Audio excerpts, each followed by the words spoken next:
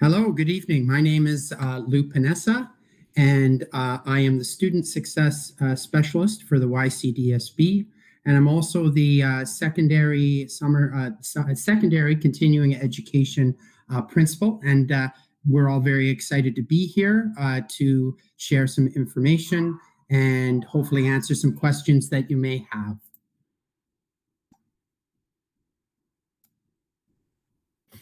If you'd like to access the slide deck for this evening, here is the bit.ly to that slide deck, but it's also included in the YouTube description just below your screen right now. So if you aren't able to access this slide deck right now, it's okay. You've got it in this YouTube link and you can access it. There'll be a lot of great information for you to explore and to consider with your son or daughter or on your own.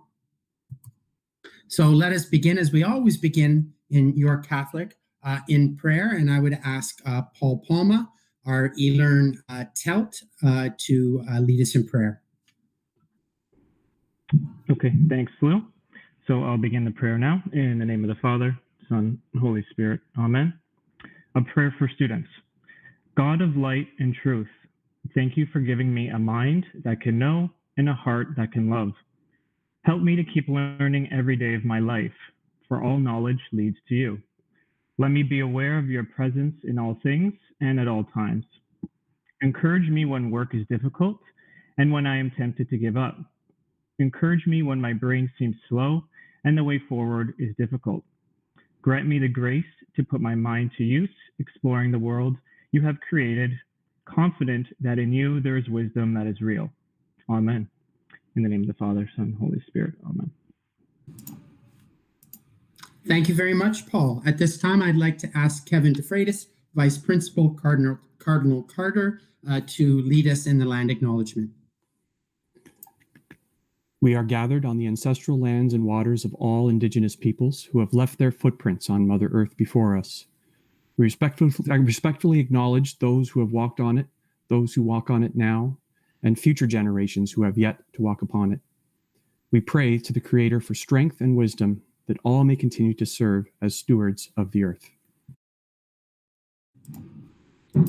Thank you very much, Kevin. I'd just like to indicate that the York Catholic District School Board is committed to creating and maintaining an equitable learning environment reflected through inclusive programs, curriculum, and practices with a mission to ensure every child has an equal chance for success. And to that end, the Pathways Department, represented this evening by the people I will be introducing shortly, are working in close partnership with the Human Rights and Equity Department in our board. And at this point, I would like to introduce Nalini Jugnundan, our Human Rights and Equity Advisor, to bring greetings from the board. Thank you, Lou. Good evening, everyone. My name is Nalini Jugnundan, and I'm the Human Rights and Equity Advisor at the board. I am honored to be here this evening to welcome you all. While the COVID situation has created many working in partnership with the Pathways Department under the leadership of Lou Panessa, Student Success Specialist, and Kevin DeFreitas, we are pleased to continue, as well as the rest of the team, I should say, we are pleased to continue our speaker series for students and parents. The YCDSB strives to identify and eliminate systemic barriers with the goal of closing achievement gaps and improving success among students from equity-seeking groups. With this in mind, we are here to support an ongoing dialogue with the community, listen to their needs, and ensure that students and their families are supported in achieving their maximum potential, making fully informed decisions, and choosing appropriate pathways. To that end, since January and into the spring, the Pathways team, along with the Human Rights and Equity Office, will be providing information sessions intended to provide students and parents with the tools they need to be able to access a variety of in-school and post-secondary pathways and opportunities. Our hope is that these sessions will provide you with tools to be able to make a good decision and to discern your chosen pathway to success. As Nelson Mandela wisely noted, education is the most powerful tool which you can use to change the world. I would like to thank all of you for your participation this evening, and I hope you have a great informative evening. Thank you. Thank you so much, Nalini. We really appreciate you taking the time out to come here and bring greetings from the board. During this session, if you would like to ask any questions, all you have to do if you've gone into the slide deck is click on the question mark and it'll take you to a Google form where you can ask your question. We'll do our best if the question isn't covered during the presentation to get to your question. If not, we'll try to give you an email directly with an answer, okay? If you cannot access the Google form from the slide deck itself, you can always visit the bit.ly link that I've got on the screen right now. If you want to take a moment right now to take a picture of it so that you've got it, by all means, go for it. So I'm just going to move on to the next slide, and I don't know why that, I went to the thing. There we go. Okay, at this time, I'd like to introduce the team, and as I introduce the team, if you want to turn your camera on just so that people can see who the players of the Pathways team are. So I'd like to start off with Kevin DeFreitas.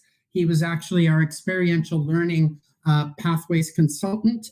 He has since and most recently moved on to the very lucky Cardinal Carter, where he is now vice principal. So we're really happy that he's able to spend a little bit of time with us this evening to share a little bit of his guidance wisdom with us.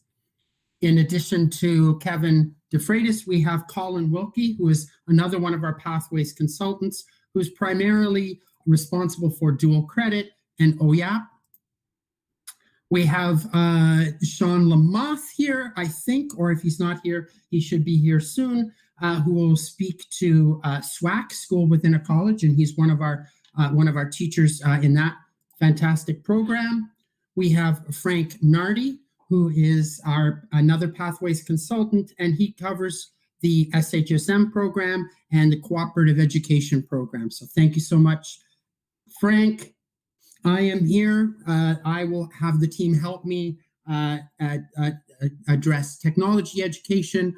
I oversee this wonderful group of educators, very dedicated and committed to building awareness and helping students along their pathways in high school. And last but not least, we have Paul Palma, who led us in prayer at the very beginning, who is our technology-enabled learning lead, and he will speak to you about eLearn, which is one of our most robust programs in the board. Okay, so this is us, not to be confused with the show. So to begin with, we'll start off with a brief presentation on School Within a College. And Colin, I guess you're covering for Sean. Sure. So the School Within a College program is an opportunity for students in grade 12 to start in a new environment. So it's an opportunity for students to finish their high school career in a college environment. And what it is, it's essentially a partnership with Seneca College. And we work with students in creating their own timetable. And at the core of the timetable are 2 college dual credits. So those are actual credits from Seneca College's calendar that students can then use towards their college diploma. Then we fill in the rest of the timetable with the balance of a grade 12 English, grade 12 literacy, grade 11 or grade 12, depending on what the prerequisite for the college program is. And we always fill it in with an experiential learning opportunity in co-op. So it's a very balanced program, and it's a shorter program than a regular high school program. So it allows students in first semester, if they would like, if they are a returning grade 12 student, they can finish this semester by the first week of December and then move on to college in January. This is not an alternative program, meaning it's an opportunity for students who just need a fresh start. This is actually a program open to all students in grade 12 who might be interested in a more mature learning environment, a quieter learning environment, and an opportunity to start their college career early.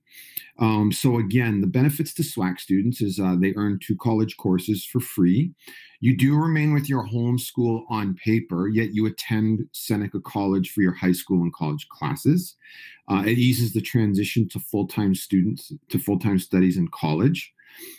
Students who graduate from the SWAC program are eligible for a $1,000 first-year bursary when they continue their studies at Seneca College. And we are in our 9th year of this program.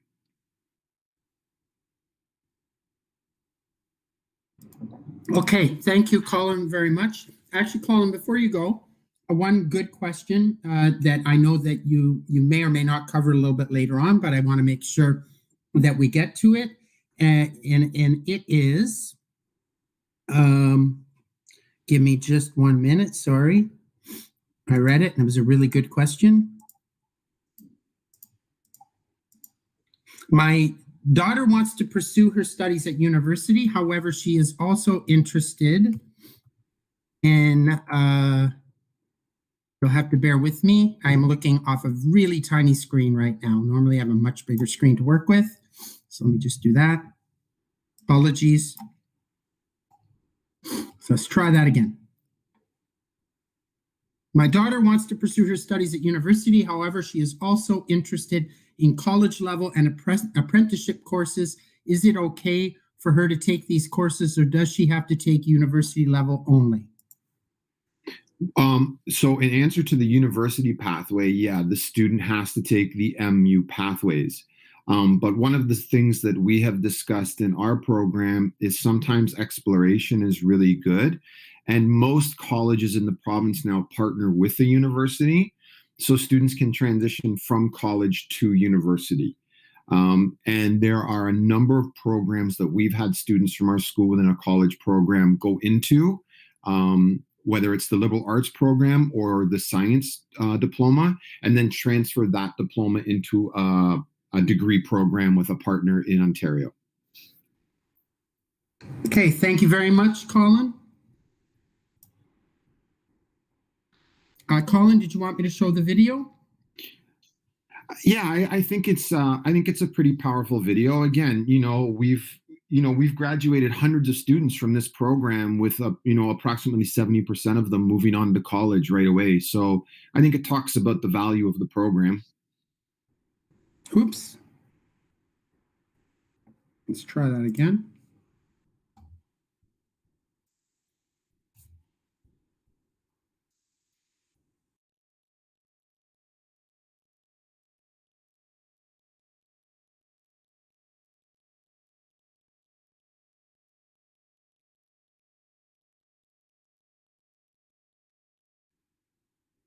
Should we be hearing anything, Lou?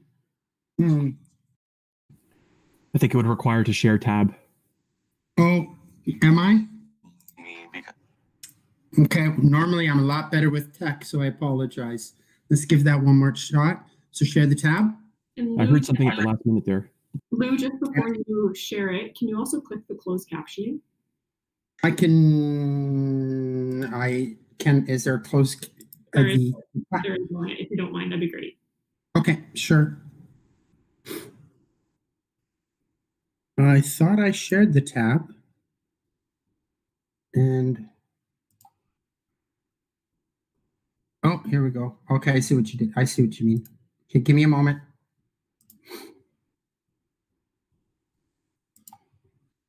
Okay, better?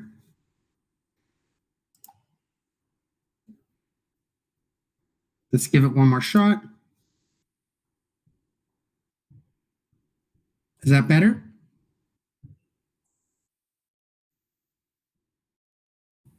No? I think it's because it's embedded. I think it would have to be the YouTube tab on its own. Okay. Okay, apologies. It's working. Oh. It was working? The fact that I didn't know what I was going to do after high school. Like, I know Just needs to be turned up. I think we can move it from here, Lou. Don't worry about the video. If parents have questions, they can reach out. Actually, can we pause it for a second, Lou, right there?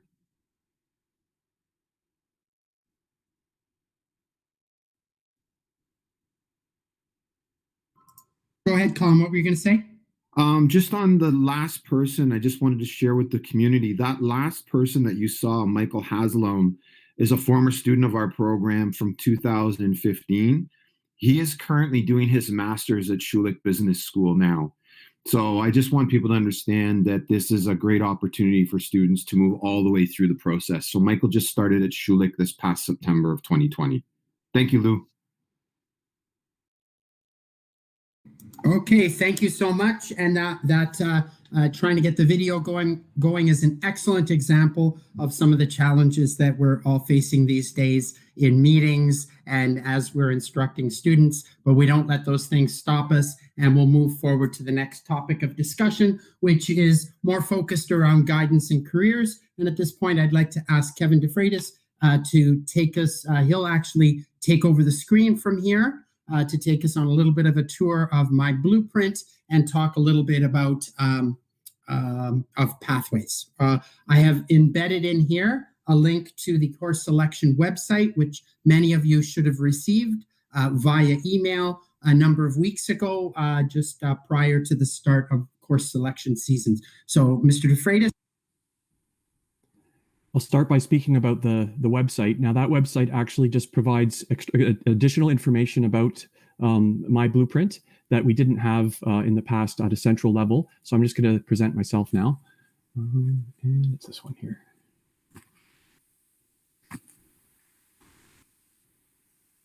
This is what the website looks like. And I just wanted to mention as a foundational piece that oftentimes as a guidance counselor over 10 years at Cardinal Carter, many students would have questions throughout their high school experience about possible pathways, possible post-secondary programs that they might want to pursue.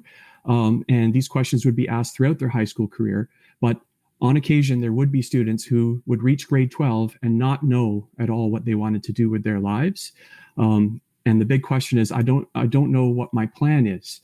The answer that would often be given would be the beginning of a 4-step inquiry process that starts with the question, who am I? So one piece that often isn't looked at, and they jump to that last question of what is my plan, is the who am I? And I wanted to touch on that today. My blueprint is a program or a platform that offers students the opportunity to think about all of the 4 questions that start with who am I? What are my opportunities? Who do I want to become? And what is my plan for achieving my goals? If students continue to revisit those questions, and they do work in somewhat of a linear way, but you can certainly go back and revisit a lot of those questions to continue to refine your answer, then they find that by the end of grade 12, they have much more confidence in determining what they want to do with their lives. And also they feel the confidence that it wouldn't be such a big deal if they do make a change, and that there are also many different points where they can make changes once they are in post-secondary. This website is built for all high schools, so it's more generic. Of course, certain high schools will have more specific customized programs such as IB or AP or French Immersion or what have you. But this site is more generic and can apply across all of our 15 high schools. It gives you the logging in information to start with. And I should mention that it is aligned with the students' login information for D2L and for logging into computers. It's a single sign-on login, so they will be very familiar with these credentials. However, if they did have any trouble logging into my blueprint, they should know that they could connect with their guidance counselor who could support them in making sure that they can get in. So it's tied to their K-12 emails, and the password is protected. There is a standard default password that they can use initially, but they can certainly come up with something a little more personal by following the process here. There's a way to change your password or to do something if you've forgotten your password. Okay. The second tab allows students to have a taste of what selecting courses will look like. And I'm going to take you through that in just a minute on my blueprint itself on the platform. And so this kind of gives you like a step-by-step. It gives you a planner grade by grade, and it allows you to choose your courses to build your plan. You can choose the courses that you intend to select for the following year, but you can also plan ahead to grades 11 and 12. And what it does is it provides a tracker to show you if the courses that you've chosen will allow you to take programs in apprenticeship, in college, in workplace, or in university. And there are some additional items that have been added to this website that weren't there in the past, including in the case where students are intending to take summer school, they can there are some steps for doing that, and that will help us with their course planning so that we can see which courses they intend to choose in summer school as well. There's also a reference to our COVID response. In the past with My Blueprint, although it was a digital platform, the final piece would be a paper list of the courses that would be signed by the parent. There's now an email approval process that happens during course selection, and so it will be paperless. And then another new item here this year, this news came from the ministry very, very recently. This is specifically for grade 9s. So if you're in going into 10, 11, or 12, this wouldn't necessarily pertain to you, but just this information for those grade 8s going into grade 9, that there will be a de-streamed grade 9. And that means that there won't be a differentiation between applied and academic math. It'll be one course, and the code as displayed on this webpage here is MTH1W. So that code represents the one math course that's available for all grade 9 students. The exception would be if you have specific learning needs and you've had this discussion with our school team, there is a course called MAT1L. If that course is for you, that would be something that would be discussed, but most students will pick MTH1W. We also have a tab that launches all of the course calendars. And this just means that without having to even log into My Blueprint, parents can have a quick look. You just choose the high school, the destination high school for your son or daughter. Parents and guardians can have a look at this, and they can see what courses are offered at a given school. Cardinal Carter's first on the alphabetical list there. That's the only reason I'm choosing it. No bias intended. But you can see that the courses that are offered are all listed, and it looks like a lot of content, but you can certainly filter that by grade and by subject area. So what are the grade 9 arts courses available? You can see them all listed there. Okay. We also have some information that provides, this is especially useful for those students who are just entering high school, grade 8, going to grade 9, but this is also something that is definitely worth revisiting. It kind of has the flavor of the career studies course that's offered in grade 10. I would argue that a half course during grade 10, it should not be limited to just that these types of questions and conversations should continue throughout your high school experience. Asking that who am I question, looking at some of those self-assessments, personality assessments to determine who you are and to come up with a plan and to set goals. Okay. We've also added this post-secondary resource. And what this does is it shows all 5 of the pathways. And I mentioned all 5 being apprenticeship, college, community living, university, and workplace. And there's a slide dedicated to each with information and links that launch to give you more information about this particular pathway. So we have the apprenticeship pathway, which includes the high school OYAP, which you'll hear more about soon. We have the college program, and right now we have dates that are applicable to actually the next year, applying for programs next year. And then on the bottom, you have a link to the Ontario College's website, which is where all of the programs are listed and the requirements for all those programs throughout Ontario. We also have the community living link. This includes a link to one of the community living program local to York Region for students with special needs. And also we have a curated list of community living programs, such as those programs that colleges offer for students with special needs to help them to build their skills beyond high school. And if you have any more questions about that particular program, please do be in touch with the Student Services program at that high school. Another program, of course, is University Pathway, and this is it also includes dates that are important for this year's cohort of students. And this Ontario University's website provides detailed information, including scholarships, automatic scholarships based on grades, and other scholarships that universities offer, as well as the cutoffs. So the averages that are required based on your top grade 12 your university or mixed university college courses, the 6 of them always, which will include English, sometimes some sciences and maths. That is the main focus that universities are going to have, is that those top 6. For early acceptance, they may look at some of those grade 11 marks as well, but for the most part, the top 6 university or mixed university college courses is what those universities are going to be looking at. For workplace, what we have are some great search tools for work opportunities throughout York Region through the Work in York program run by the Workforce Planning Board. And of course, we have Employment Ontario. There are many hubs throughout the region. Definitely worth it to visit one of those hubs if your intention, or if your son or daughter's intention is to work right after high school, but even for part-time jobs. And the truth be told, after post-secondary, this is something that even somebody who's done college or university would probably benefit from if they're looking for work opportunities locally. I also wanted to expand on what Colin had said about transfer from college to university. Many articulation agreements are in place between colleges and universities, and you can go to universities after you have done college, and you can determine whether a year or 2 years can be recognized before with the work that you've done in the past with college, so that you could go into third-year university based on that college experience. Okay, lots of resources available on this. I just wanted to dwell on that, but a sort of I'll get into my blueprint in a second, but all of our guidance websites, this is for each of the 15 high schools, are also available on this website. And in each of them, there's a plethora of resources available to parents and students about scholarships, about post-secondary opportunities, about all sorts of things that will help you to navigate through the high school experience and the post-secondary experience. Okay. Now, my blueprint is a tool that has been developed for high schools. Many school boards throughout Ontario use this tool.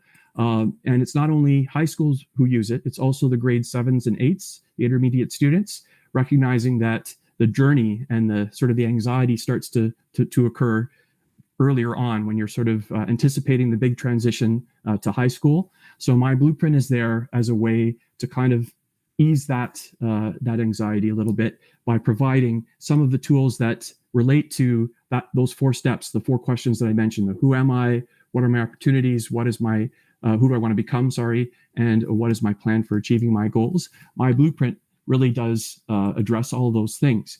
Here's an example. I showed you earlier the login credentials for getting into my blueprint. When a student does log in, this is what it looks like. And as you can see, it does start with that crucial question, who am I? And when you click on that, what you get are a series of assessments that students can take.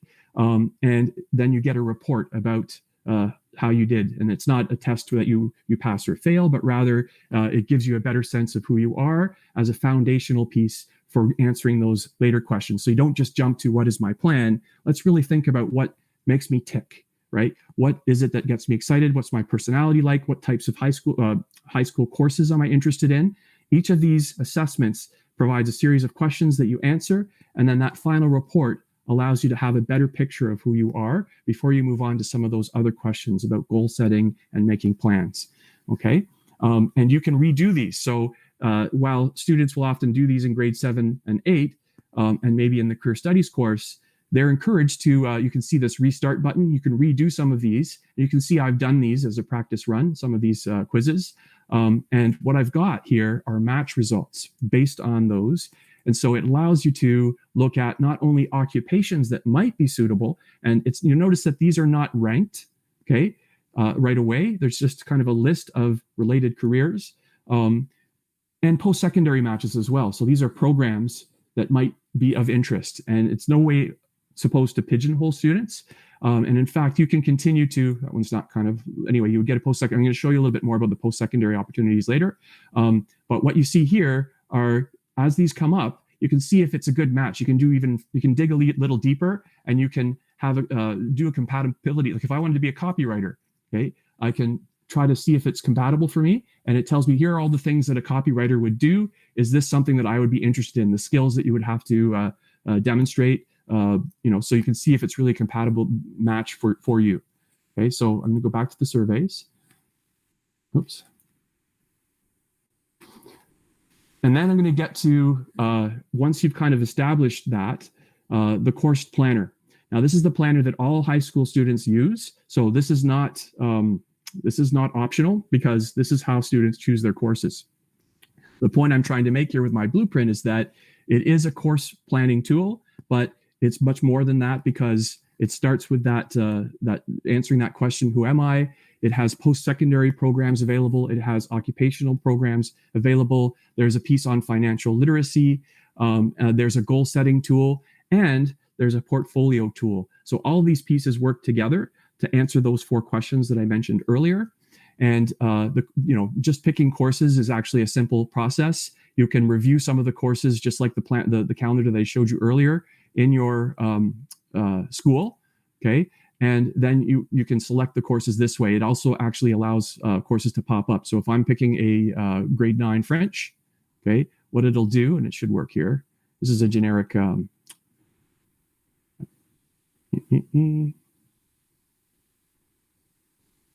Sometimes the demos can be a little bit. Okay. But each of your courses, unfortunately, the demo is not behaving. But as you can see, you kind of get guided through the planner in order to pick the courses that are applicable to you throughout high school. And as you go, it provides pathway eligibility. And what that means, let me see if I have some finished plans here. Yeah, I do. Good. Okay, thank goodness. Okay, so as you select the courses, it sort of goes through that calendar that I already showed you, and the courses can be populated here based on the courses that you've picked. You can see your eligibility for the pathways. So in what way all 5 pathways here are represented.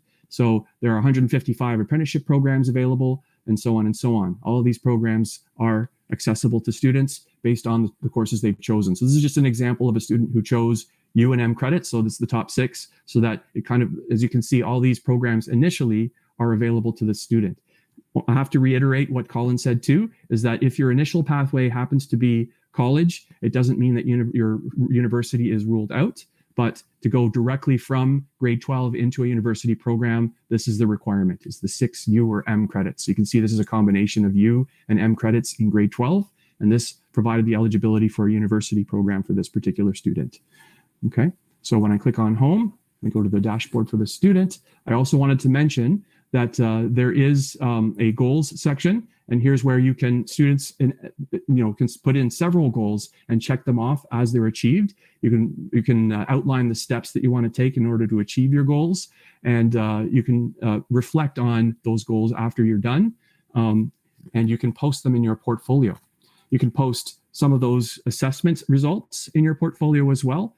You can also add external content like pictures and artifacts from experiences that you've had in high school into a portfolio. And so this is something that all high school students have available, and it's a great sort of trading wheels or starting process for students to develop a professional, a personal, a school, a career portfolio, perhaps a website, perhaps a LinkedIn or something like that.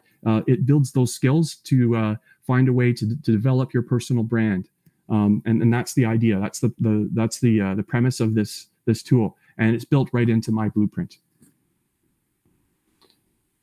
I've provided a lot of information so far about my blueprint. I just am wondering if there are any questions. Just a couple of questions, Kevin, that maybe you could address. First of all, the one that keeps coming up is I've selected some courses. However, I'd like to make some changes. How do I do that? I can tell you that if you're in grade 8, the window for choosing courses may have closed for now, but what will happen is your guidance counselor will send a list of the courses that you've chosen for verification. And that means that you would look at them and see if maybe you'd made a mistake and you wanted to make a change, and you would have that opportunity. Generally, that happens in April, and you can report that you wanted to change this course or that course at that time. So you do have another chance to make changes. Just wanted to let you know that. And what you would do is you would visit your school's website. You would click on the Students tab. And if you scroll down, there's a blue bar that goes across the page. I'll show it to you a little bit later when I'm sharing the screen, that says course changes / transcripts. And that's where you would you'd click on that, and it would take you to an area where you could submit your course change. Okay, another question. Just one more question, and then we'll move on. that seems to be coming up a fair bit. Is most in terms of the math, in terms of the de-streamed math, at this time, we know that there is the de-streamed math as an option, and other options that are available to students who are in these particular programs are AP and IB. We know that students can select those because those students will be cohorted into those particular programs. Those and the locally developed math. So and those are the and those are the ones that are going to be available for you to select if you're going from grade 8 into grade 9. De-streaming is just for math in September. There is a bigger plan which will be, I guess, announced in the fullness of time. I wish we could share more details. However, at this time, we don't have anything more than that we can share that it hasn't already been shared with you. Okay, Kevin. So just being mindful of the time, and we have a whole lot of other information. Is there anything else you wanted to cover? No, I think you can present the screen again, and that's just my summary of basically, I think I've covered some of these things, but if you go back to the presentation. Okay. Okay, and I just, what I've done here is you'll see I've chosen Father Michael McGivney out in Markham. If you click on the student tab, okay, I just click on the student tab and course change / transcripts. If I click on this, it will take me to a page where I can request a course change, or if for whatever reason I need a transcript, you can do so there. Okay, so that's how you would make course changes. I think we're a little bit too soon in the process right now for that to be happening. So I would advise just wait for the verifications to come to you, and you'll be able to do that soon. I just want to point out there's some other great links on here for students, i.e. access to some of the platforms that we use in our board and our Library Learning Commons, G Suite, Report It, which is a great opportunity for students to report things to us. And there's some quick links to my blueprint and other pieces of good information, including graduation requirements. Okay, I'm going to jump back into the slide presentation. So those are that's just a summary of the 4-step inquiry process I mentioned, as well as the exploring the possibilities, which is a tool that's also on the website. And lastly is a summary of, there they are, a summary of the tools that are available in my blueprint. That blue slide there. Exploring possibilities. And you have access to exploring the possibilities on the slide deck as well. Thank you. Okay, thank you very much, Kevin. There were a couple of summer school questions, so I'll go through some of those summer school questions now. There are going to be three types of programs offered. I will click into the website just so that you can see, and I'll do this very quickly because I don't want to take up too much of the time from our other presenters. But we have three options. There's virtual school, there's summer eLearn, there's experiential learning, and there's a focus on youth program. But in order for students to get into that program, you'll need a referral from your guidance or from your principal in order to get into that particular program. The virtual summer school, basically the difference between the different types of offerings this summer have more to do with the degree to which you want to interact with a teacher. So if you're a learner that needs to have a little more structure, you need a little bit more class time, you need to be with a teacher, then virtual school is your option, okay? Because what will happen is there will be classes that run Monday, Wednesday, and Friday. Of course, you're going to be responsible for work throughout the week, but there will be synchronous classes on Monday, Wednesday, and Friday morning from 9 o'clock to 12 o'clock. Of course, the teachers are available 5 days, 30 to 3 o'clock to answer any questions or provide you with any support. But the synchronous sessions will happen on those 3 mornings. That's virtual school. So underneath virtual school, we've got, a wide array of courses that are available from grade 12 to grade 10. Languages, there's some courses for students, reaching up courses. Students were currently in grade 8 if you want to do some reaching up credits. Kickstart program, which I'm going to highly recommend. This is an orientation type program that is taught by the teacher of the school, by teachers of the school that you are going to be in September. This is a fantastic program. Focus will be literacy, numeracy, and also acclimating yourself to your new school. So I would highly recommend that program if you're a grade 8 student going into grade 9. And then credit recovery and upgrading for students who'd like to strengthen their marks. That's virtual school. eLearn is a little bit different. Summer eLearn is more for students who are good with being independent learners. You don't have as many synchronous sessions with your teacher. You're going to have to be someone who is very good with time management. You can work on your own. You can meet deadlines. There is one mandatory synchronous session a week. It's on Tuesday mornings from 9 to 12 o'clock. So that's your class. There is a voluntary drop-in on Thursday mornings, so you don't have to attend. It's just that your teacher will be online to answer any questions. Will be available to you if you need to do that. But for all intents and purposes, you only have that class on Tuesday mornings. Okay, so that's the big difference between virtual school and summer school. And the last tab here, okay, I'm not going to go much into the Focus on Youth program because that's more for students who are disengaged, who need to build their employability skills. It's a different type of a program. But in terms of experiential learning, the programs that we offer are related to co-op, dual credits, and some apprenticeship programs. Those aren't necessarily, you're not necessarily able to register from those programs on this site, as we have a different process. The cooperative education program in the summer is specifically for students who are in SHSM or students who may be in an AP program or IB program who are not able to fit co-op during the day. We're allowed to take those students. Okay, so that's just a broad overview.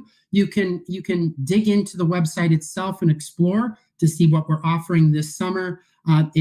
As with everything this year and the last little bit, things are subject to change as the province continues to move through the pandemic. Okay, but this gives you a little bit of an overview. Could I get maybe Frank or Colin or both of you to talk a little bit about technology education and how important it is to maybe experiment and explore in this area?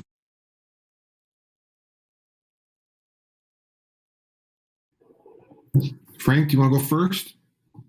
No, you can go ahead, and then I'll just go right into co-op and SHSM if you have anything you want to talk about in terms of the tech. Our tech programs are literally designed as gateway opportunities for students who would be interested in careers in skilled trades, especially the ones that Lou has listed on the screen here for you. What we're trying to do is we're trying to streamline apprenticeship opportunities for students going into grade 11 and 12. And later on, I'll talk about that in our OYAP programming. But we're trying to make opportunities available to students so that they can literally hit the ground running in their post-secondary career in the skilled trades. We're also working on centralized possibilities for students across the board. I don't know if you want to add anything to that, Frank? Yeah, that's great. I just wanted to add, that, okay. Sorry. I just wanted to check if I unmuted. I just wanted to add that, there's a lot of room with electives, and don't overlook, it might not be your pathway necessarily going into the trade, but these are amazing opportunities to really diversify some of your skills. A lot of really important skills you're going to get out of those courses that, whether it's cooking or hairstyling or computers, all skills that you're going to need later on in life for sure, now and later on in life. So really take advantage of those opportunities. If I could add, what I really appreciated when I was a vice principal at St. Elizabeth was that many of the students who were in the regional arts program, dance students, in fact, would take automotive as an elective.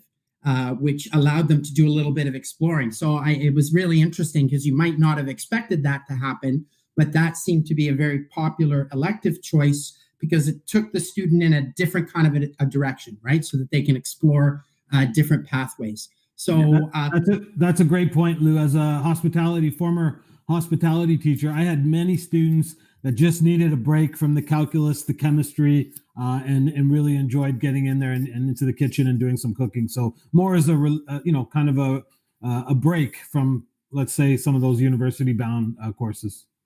Yeah, and one other thing I'd like to add there, Lou and Frank, is that whether you go to college or university or skilled trades, these are a lot of the programs that are being offered in post-secondary pathways. So when you look into STEM at college, university, these are the pathways that you're going into regardless. So it's an opportunity to explore them as early as grade 9.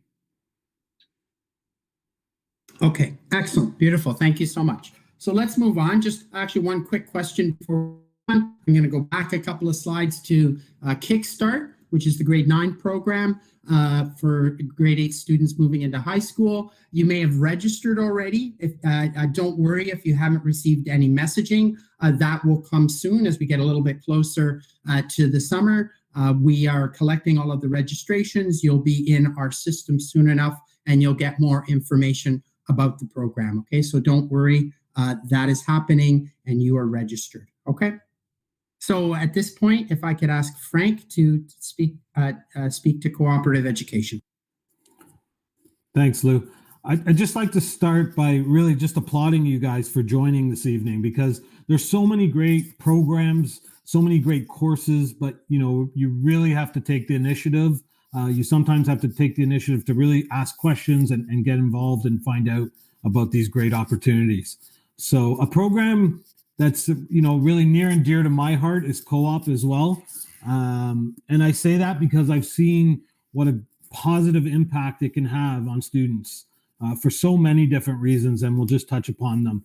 So co-op is short for cooperative education, and it's an opportunity for senior students primarily, so that is grade 11 and grade 12 students, to get out into the workplace, into the community with some of our partners or partners that they bring on. And they earn credits for those experiences. It's really a pathway or an opportunity for any student, regardless of the pathway. It could be a workplace student, an apprenticeship pathway student, or college or university. It's really for all of those things, for all of those students, as you'll see in when I talk about some of the benefits of the program. There is primarily, it's 2 and 4 credit, but when you go to course selection, some of our schools do actually offer a 1 or 3 credit co-op as well. And but primarily it's 2 and 4 credit. And then for special situations, we do offer 1 and 3 credit as well. But again, that would be discussing that with your co-op and your guidance counselor. So typically a 2 credit co-op would go out and work for 3 hours. So the equivalent amount of time that they would be in class for 2 credits, they're expected to go out and work for that amount of time. And same with 4 credit, they would be expected to go out and work all day. So our 4 credit co-op students, they don't even come into school. They go straight to their workplace, unless it's at what we call an integration day, when students come back into class. So primarily the way that works, just very quickly, is our students do primarily a health and safety type unit, preparing them for the workplace for the first 2 weeks in a normal semester. And then at that time, they're prepared and they go out into the workplace. They've had an interview and they go out into the workplace and begin their work placement. And they come back to us to check in and to do some integration, some other curriculum material tied to co-op, usually once every 2 weeks. And so that's typically how that works. So some of the benefits of co-op, it really, really varies. For some students, they just want to try a career. They want to see if the skills that they have match up with the career that they're thinking that they want to go into. Sometimes it's really a self-awareness thing. They don't know what they're good at. They're not sure what skills they have. So they want to learn more about themselves and what skills they may have. Sometimes they're sure of what they want and they want to develop those skills further, whatever it may be. So it's a chance to test drive the career that you're thinking that you want to go into. In other cases, some students have never had a part-time job, and they lack maybe the confidence, they haven't been able to get one, and many of our students will take co-op and get a job out of it. Maybe that co-op placement becomes a part-time job for them. It's employers already have a student that's been trained, and so it's very easy for them to get hired on. So that's sometimes a reason people take it. Sometimes it's to take advantage of some really unique placements that you wouldn't get an experience on your own in a part-time job. For example, our hospital programs or our Safety Village program with York Regional Police. Those are experiences unlikely that you're going to be able to get on your own. Sometimes it's to get involved in some of our other programs, SHSM, Specialist High Skills Major Program, which I'm going to talk about next, or as Colin spoke to or is going to speak to, OYAP and dual credit, some other programs. Co-op is really the gateway into these programs as well. So a number of different reasons, and sometimes it's for networking. Many of our students go on and end up, through contacts that they made through co-op, that they end up working in that field, whatever they're doing after their post-secondary. But most important, I think, is that portfolio building. And you're going to hear me talk about that even when I get to the Specialist High Skills Major Program. In high school, it's really about building that portfolio, building that book of experiences that you have. And I really encourage you to write those experiences down. In co-op, we encourage that you build your portfolio, start building it, start recording those experiences that you have.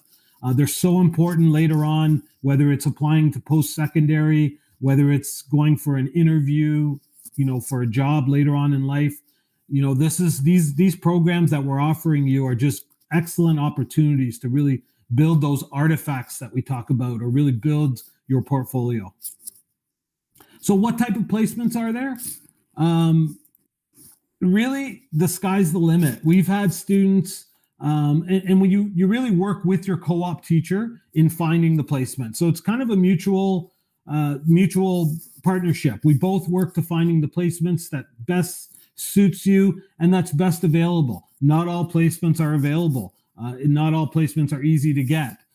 Some have limitations, whether it's age or they're just not taking students. So sometimes it's privacy concerns. So not all placements are available, and that's usually why we'll ask you to have a second or a third choice. But some of our popular placements might be teacher's assistants, working in a classroom. Our students that want to become teachers know they got to build a portfolio of experience when they apply to Teachers College. So they're starting to do that now in a co-op, starting to accumulate hours in a classroom.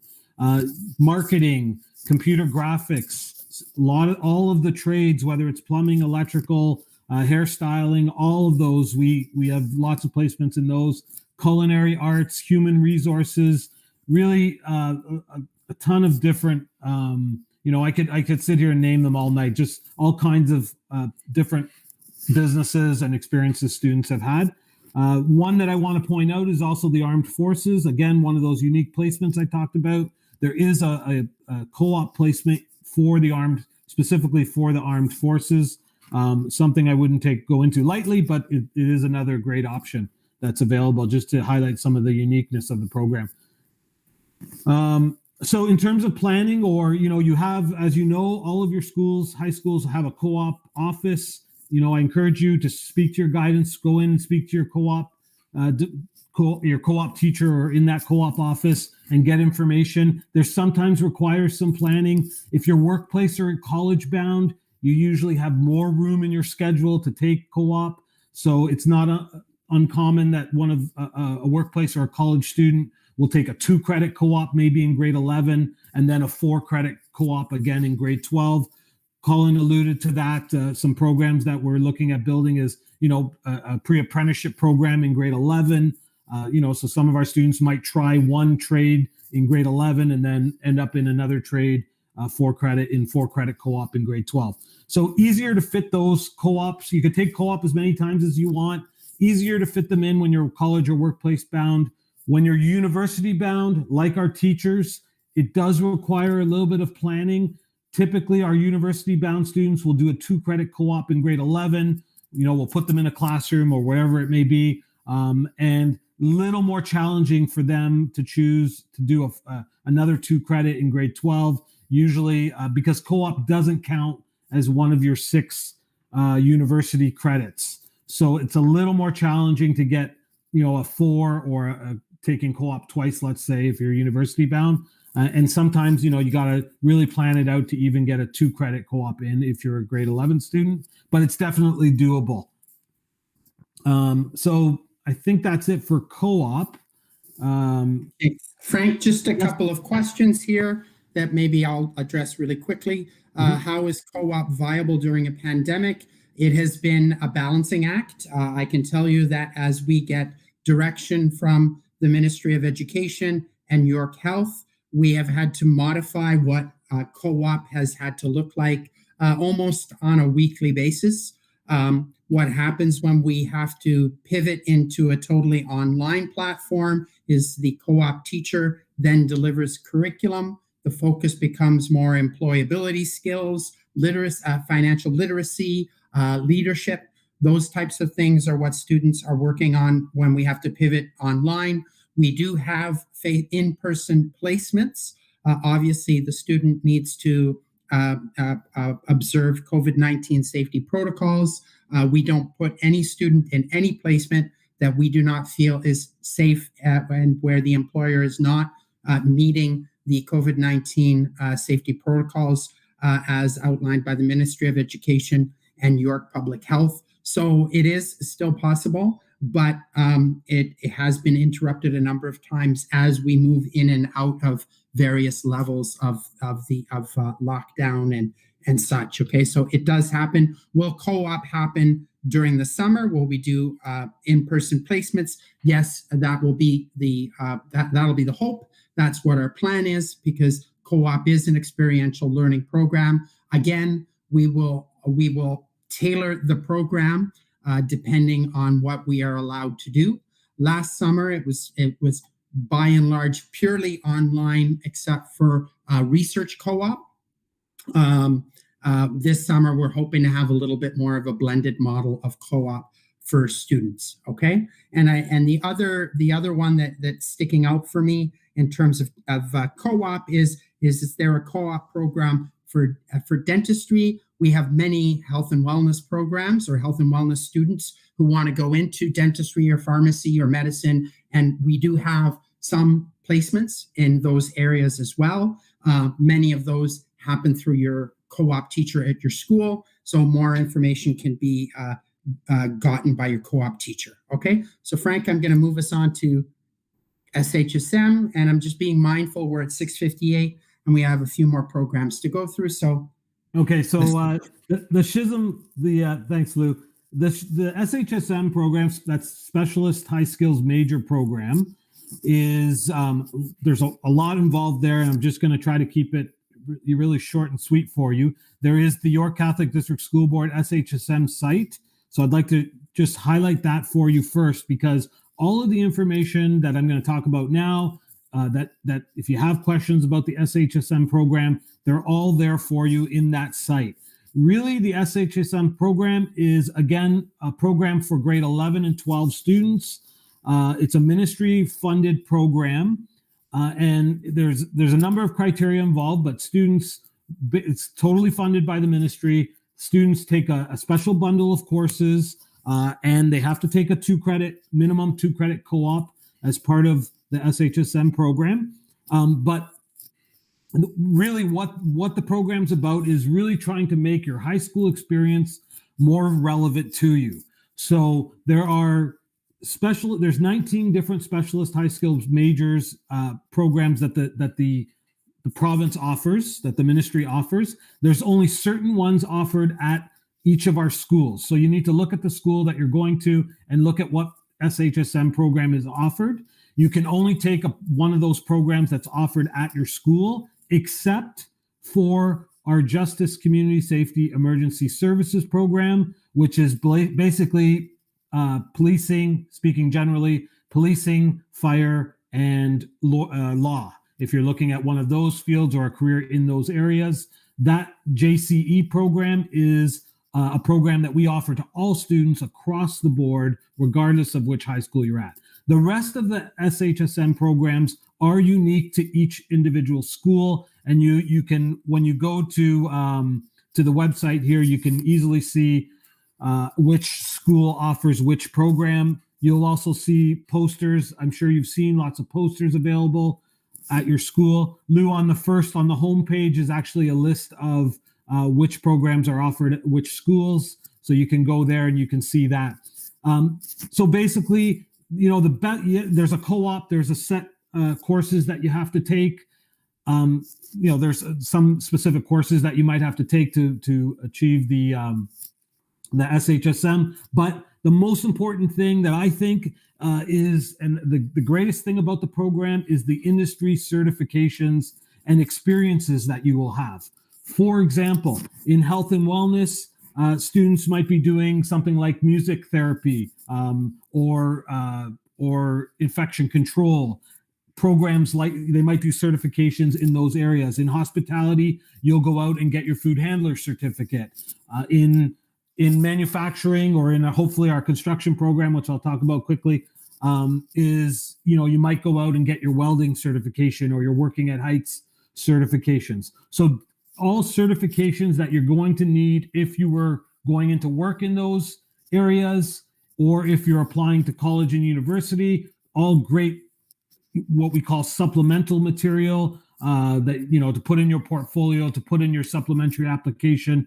They're just amazing opportunities. If you meet all the requirements of the SHSM program, then you get a red seal on a red seal diploma on your diploma when you finish the program.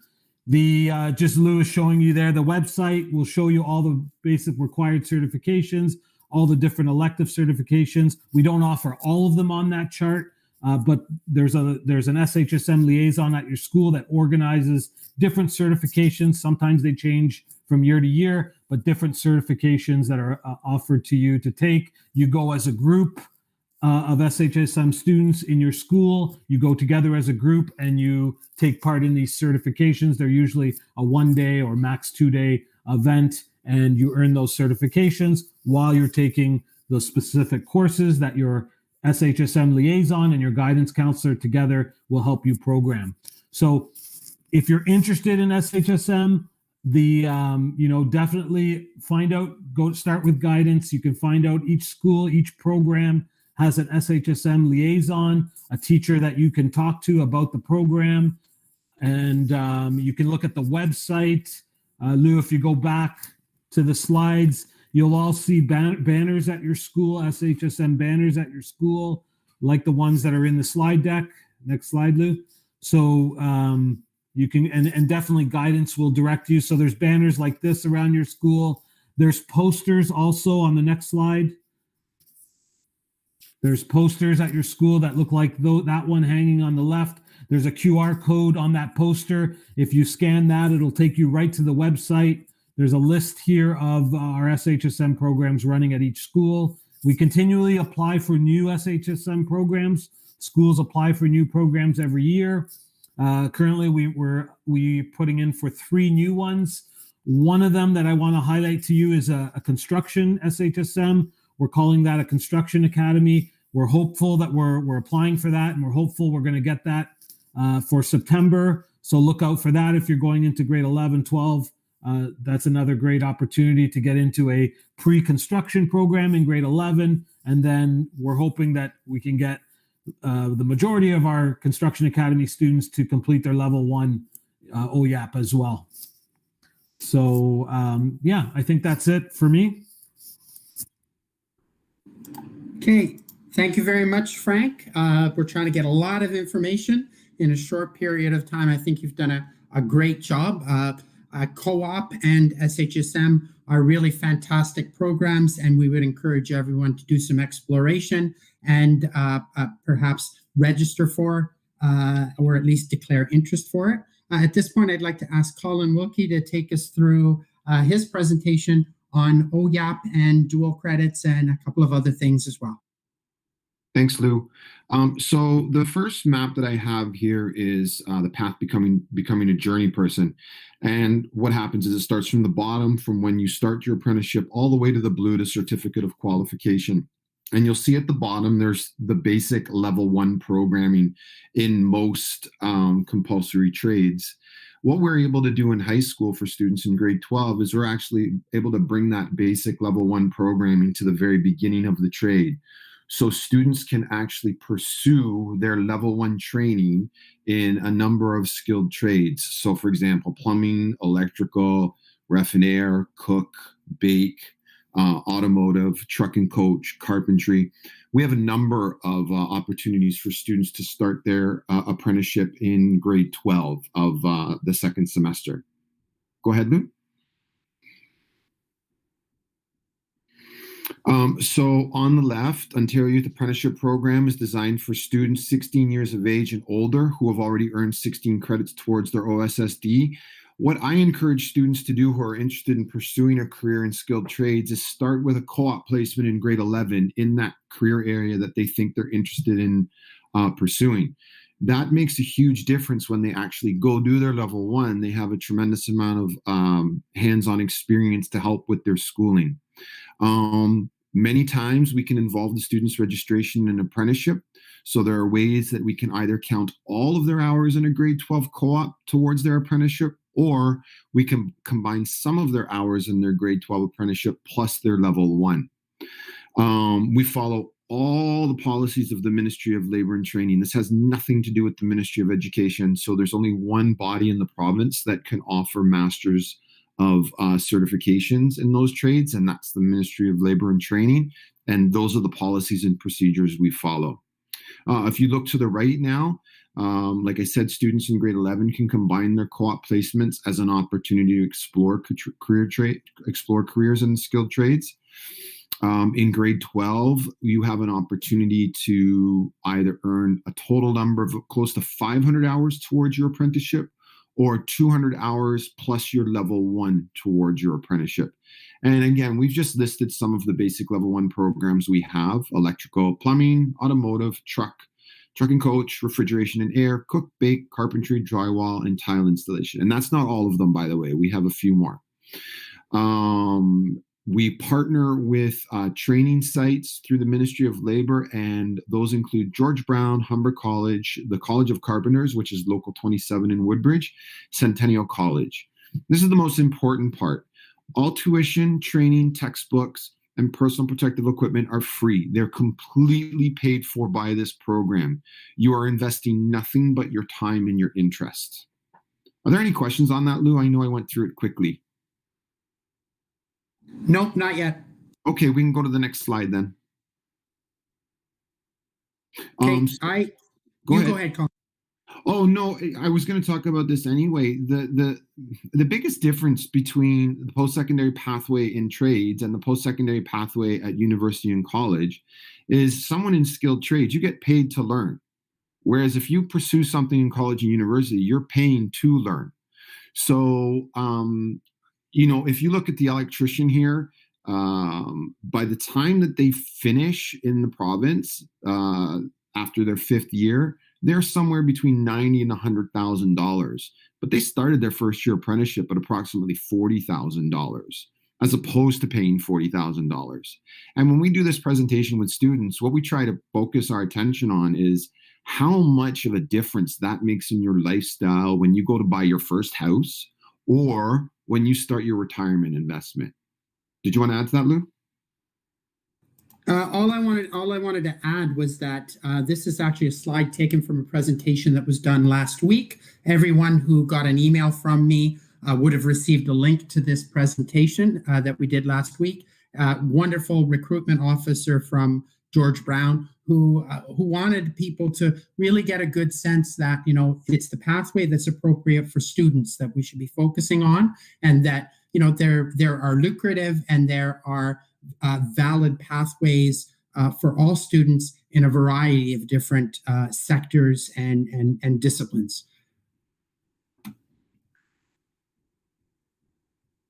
Okay, I will move on to the next slide. So Colin?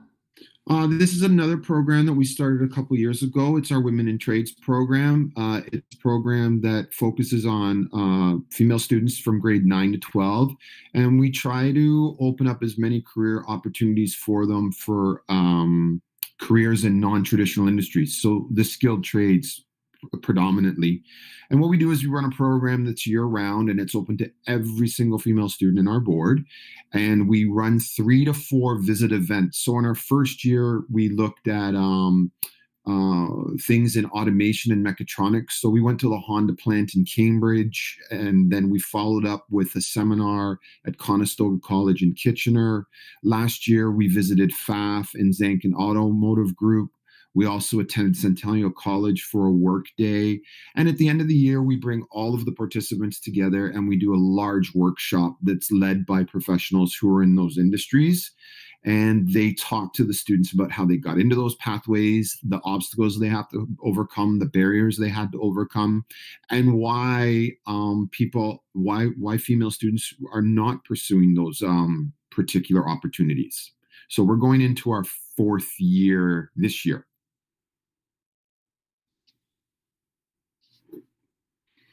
Now we have dual credits as well. Dual credits are an excellent opportunity for students to really gauge an interest of what they do want to do in a post-secondary program. So dual credits are geared predominantly towards grade 12 students, and depending on the application process, can open up to grade 11 students. So dual credit courses are actual college courses that come from the college calendar that students can enroll in either in first or second semester, and it's built into their timetable. It does not supplement anything. It doesn't cancel anything because the course is only 42 or 45 hours long. So the student only attends the course once a week for 3 hours. So it completely follows the college curriculum. It also counts as a high school credit. So what it means as a dual credit is 1, it counts as towards your OSSD, but 2, it also counts towards your college diploma. Mr. Panessa and I were at a conference at Humber College in the fall of 2018. And going into the fall of 2020, the colleges in Ontario were going to have students from 54% of their students were coming from universities, whether that was a postgrad certificate, they had quit their university program and started something completely different in college, or they left university and transitioned into a similar program at college. 54%, that was the number. Again, all tuition, textbooks, and transportation are free. Colin, I just want to jump in there and give you a practical example. So for example, I was, as Colin indicated, I was at that conference, and I was made aware of a program, a paralegal program, a bachelor in paralegal. And I knew that my daughter was interested in going into law. And so I brought it back home to my daughter and I said, you know that at Humber, for example, you can get a bachelor in paralegal. So that's 2 years in the Humber College program, 2 years in a university program, and then they do a 2-year co-op program. And after which you get your BA and paralegal, and you have the opportunity at that point to write your LSAT if you want to, and go into law school. And if you're not successful, you can be a paralegal, or if you're happy being a paralegal, you've got a pathway carved out for yourself. My daughter didn't choose to do that, but just about a week ago, she's in her 3rd year university now, and she says, you know what, Dad, I think what I'm going to do is once I'm finished my degree, I'm going to go to Seneca because they've got a program in paralegal, and then I'm going to look at law school after that. So it's kind of funny that I had suggested it, just like I'm sure the parents are nodding and smiling because I'm sure you've told your son or daughter or advised them on something on more than one occasion, and it's sometimes takes them a little bit of time to come around and see the light, I suppose. But I thought I'd share that example with you. Yeah, thanks, Lou. And I think it's really important that students really investigate the college pathway for 2 reasons. One, as Lou mentioned, is the follow-up in terms of partnerships with universities. But 2, there are a number of programs that colleges offer in the province that are not offered at university. And they are tremendously strong programs. So I'm not going to read all the bullets. What I will focus on is that first bullet. And it says, help students make successful transition to post-secondary education. Dual credits in the province of Ontario are in their 21st year. The data is clear as day. If a student takes a dual credit course in grade 11 or grade 12, their transition to college university when they leave high school is completely different than a student that did not take a dual credit. They are familiar with all of the abstract pieces of post-secondary information, things like the registrar's office, admissions office, OSAP, all of those things they're well aware of. And at the bottom, those are the 4 partners that we deal with in York Catholic District School Board: Centennial, Humber, Sheridan, and Seneca. And Lou, when you flip the slide, I'm not going to read them all out. I'll just give people a couple seconds to look at the quality of courses that students are eligible to take. And again, these are completely free. Transportation when we're not in COVID is free. Textbooks are free. Tuition is free. Question, are dual credits for universities? No, they cannot use dual credits for their university application.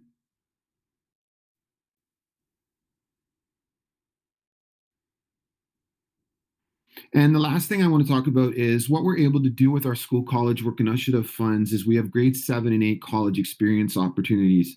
Unfortunately, right now, they're very much virtual, so they're not as strong as they are live, but it's a fantastic opportunity where we've taken students from grade 7 and 8. Up until COVID, we had taken over 9,000 students from across the board to various college sites, and Paul was actually at one of the George Brown sites down at the waterfront campus.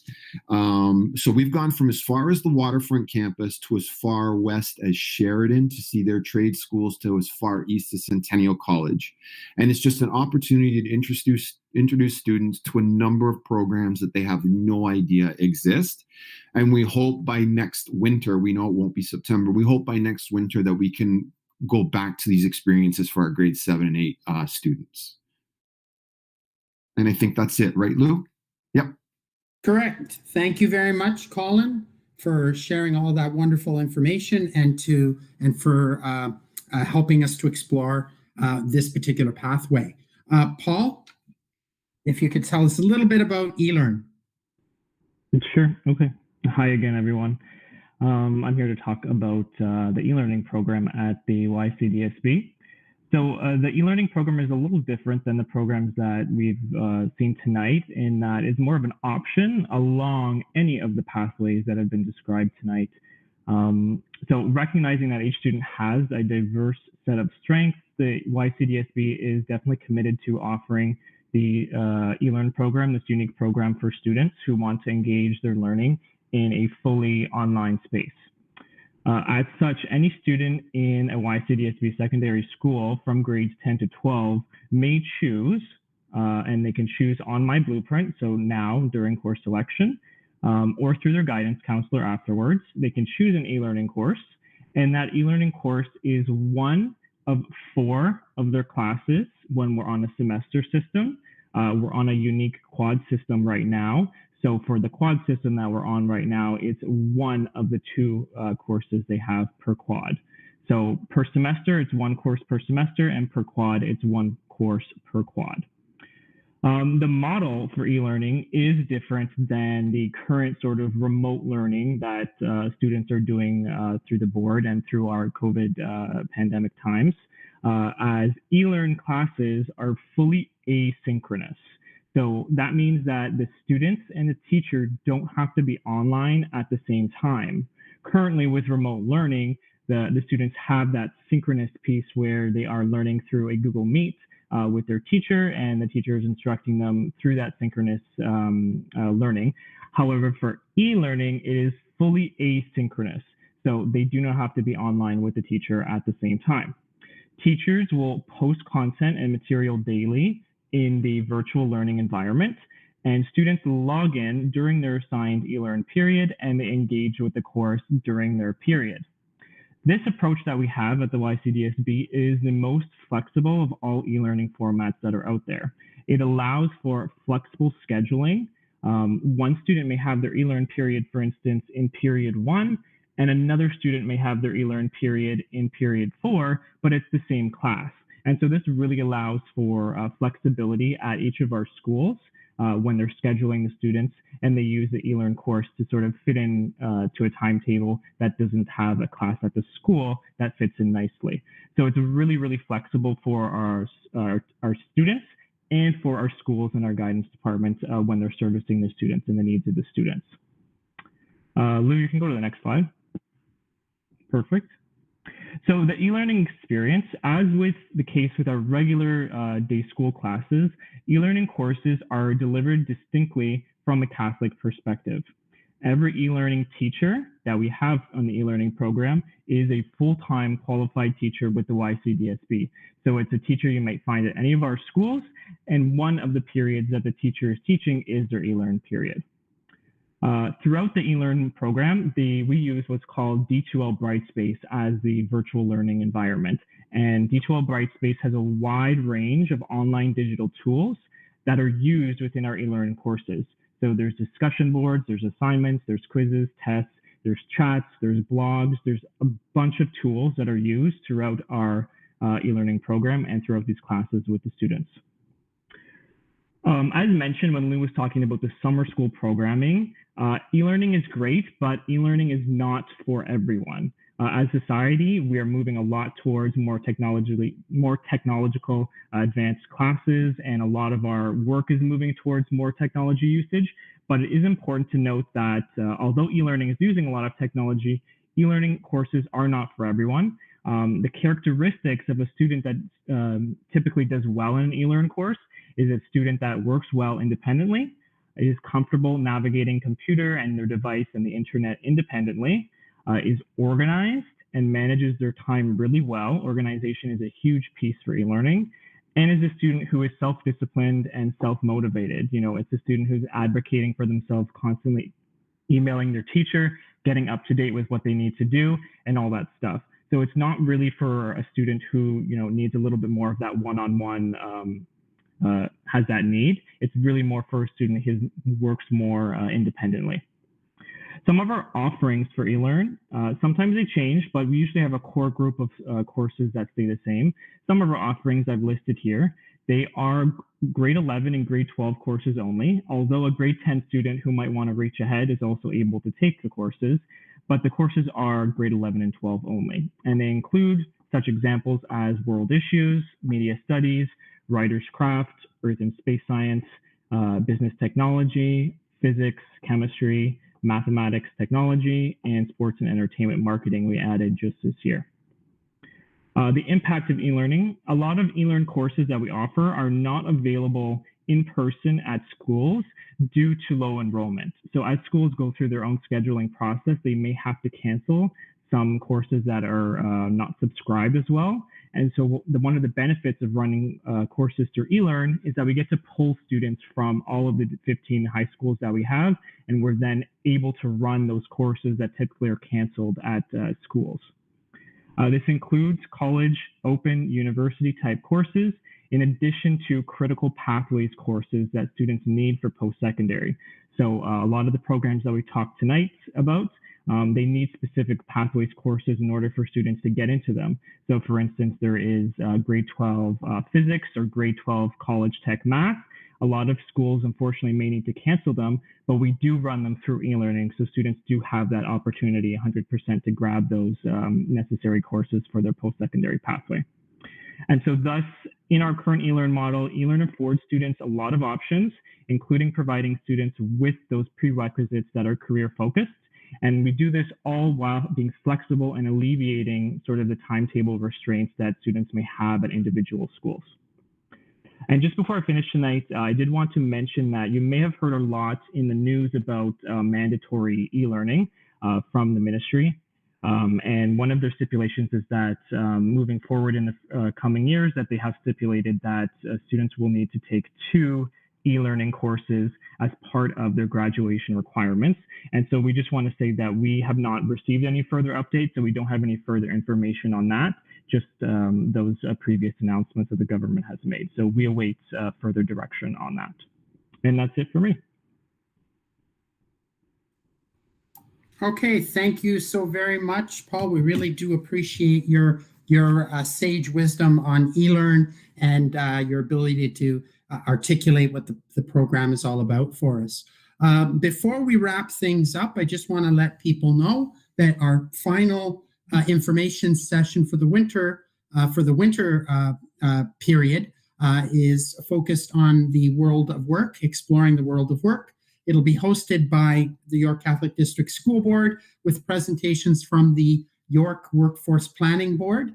We'll also delve a little bit deeper into apprenticeship pathways, and we will have a speaker from the Student Services Department who will be providing valuable information regarding employment inclusion for students with special needs. In terms of questions, we've had a number of really fantastic questions that have been submitted. If you have a few more questions, by all means, submit those questions. What we will do is we will take them back.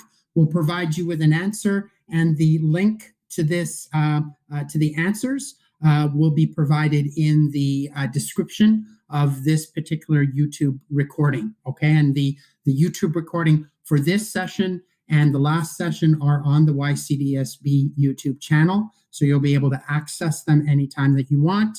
Links to websites, just about everything that you've seen tonight are in the slide deck, which you can access through the description in this particular presentation. Okay, so thank you all very, very much. I would like to very much thank Paul Palma, Colin Wilkie, Frank Nardi, Kevin DeFreitas for their time, giving up their time generously to provide this information to our students and our parents. I'd like to thank Jessica Kingsbury, who's been signing for us this evening, so thank you very much. And of course, there's always someone in the background you never see. I'd like to thank Michael Poupard for managing the technical aspects of this evening. Thank you all very much, and I hope you have a great evening.